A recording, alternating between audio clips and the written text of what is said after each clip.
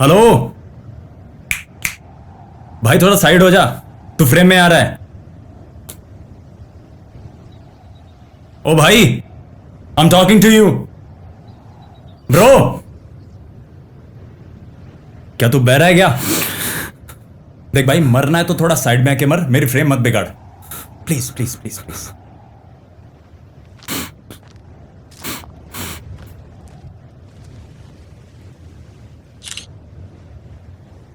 Perfect, thank you. तुझे पता है तेरे हटते ही फ्रेम में लाइफ आ गई।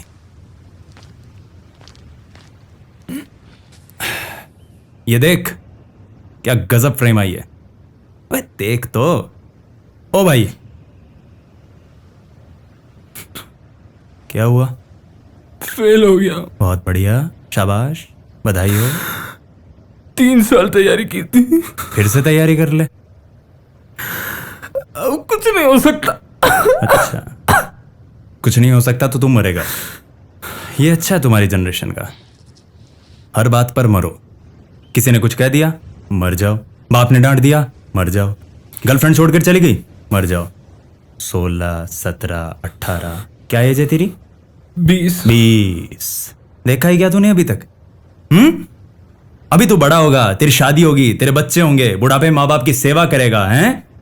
वो सब तो नहीं, और यहां आ गया मरने के लिए। साला, लाइफ है बेटा, प्रॉफिट लॉस स्टेटमेंट नहीं है कि सब तुम्हारे अकॉर्डिंग होगा, और ना ही कोई पिक्चर चल रही है कि हैप्पी एंडिंग हो जाएगी। जानते हो इस दुनिया में सबसे भारी चीज क्या है?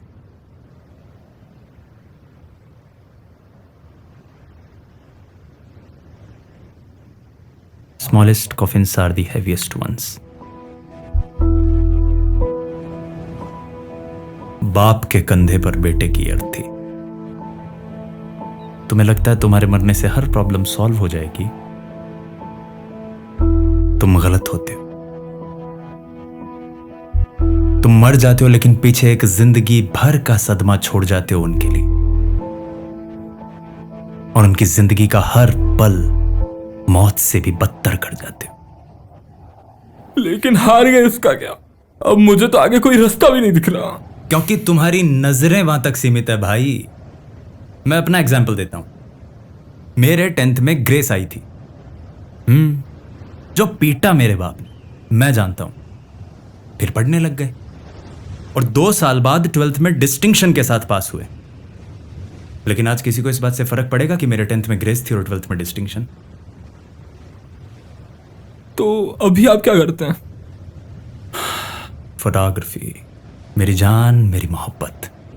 रोज आता हूं यहां पे। कभी कभी तुम जैसे भूले भटके भी आ जाते हैं तो उनसे मुलाकात हो जाती है। फिर आपने तैयारी नहीं की? थी। हमारे देश में कंपटीशन की तैयारी करना एक परंपरा है बेटा जी, सबको करनी पड़ती है। सो हमने भी की थी। 4 दोस्त थे हम, घर वालों का पैसा फूंका, तब जाकर हम में से केवल एक सेलेक्ट हुआ, और वो भी लास्ट अटेम्प्ट में। और आज हालत ये है कि वो सबको फोन करके कहता है कि भाई तुम आराम की जिंदगी जी रहे हो, मेरी जिंदगी नरक बन चुकी है। हम में से एक तो वही था, वो जो तुम्हारे गांधी सर्किल पे है ना, वो बड़ी फेमस मिठाइयों की दुकान, क्या नाम है उसका? अरे ना वो जल्दी से, मोंटू भैया। मोंटू भैया, वो थोड़े, हाँ, अपना लंगोटिया यार। और पढ़ाई में इतना होशियार कि 10th और 12th दोनों में 100 आउट ऑफ 100। लेकिन 3 साल बैंक के एग्जाम में सिर्फ मैथ्स के कारण फेल हुआ। क्या कर सकते?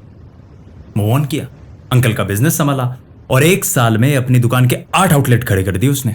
2 आउटलेट तो बस इसी महीने खोले हैं। दूसरे वो हैं तुम्हारे विक्रमादित्य सर। वेंगड़ी सर? हाँ। अरे क्या गजब मैथ्स पढ़ाते हैं, और मोटिवेट भी बढ़िया करते हैं। मोटी कुछ नहीं भाई, दूसरे अटेम्प्ट के बाद नस काटने चले थे अपनी। हम जानते हैं, इतना संभाल के रखते थे उसको, कोई भरोसा नहीं कब क्या कर जाए। फिर तीसरी अटेम्प्ट तक आते आते एक लड़की के चक्कर में पड़ गए साहब। अब उसको इंप्रेस करने के चक्कर में उसे पढ़ाने लग गए। पढ़ाने के लिए खुद को पढ़ना पड़ता, और पढ़ते पढ़ते पढ़ाते पढ़ाते न जाने कहां से कहां पहुंच गए आज। देख ले, आज तो नेशनल लेवल सेलिब्रिटी है वो। 8 मिलियन सब्सक्राइबर है उनके यूट्यूब पे। मेरी खुद की हालत भी यही थी यार। तीसरे अटेम्प्ट के बाद कुछ समझ में नहीं आ रहा था। मैंने एक बार और ट्राई किया, सोचा फिर तैयारी करते हैं, जी जान से तैयारी करते हैं। लेकिन चौथे अटेम्प्ट में फिर फेल हो गया। 3 दिन तक मैंने घर वालों से बात नहीं की। किसको बताता और क्या बताता कि 4 साल की मेहनत बर्बाद कर दी। मुझे खुद को लगा कि सब खत्म हो गया है, इस जिंदगी को यहीं खत्म करते हैं। वो पहाड़ी दिख रही है तेरे को? वहां आ गया था मैं मरने के लिए। फिर बस किसी ने रोका नहीं यार।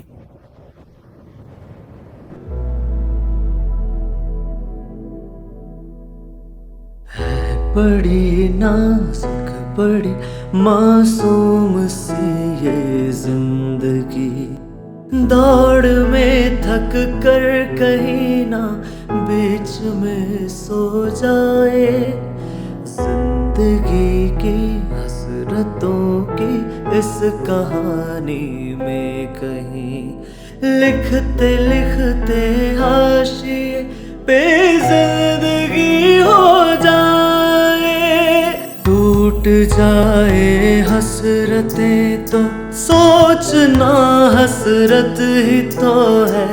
एक दफा फिर से चलो, कोशिश नहीं हो जाए। थाम के रखना मुलायम उंगलियां ये जिंदगी की, यूं ना हो इस भीड़ में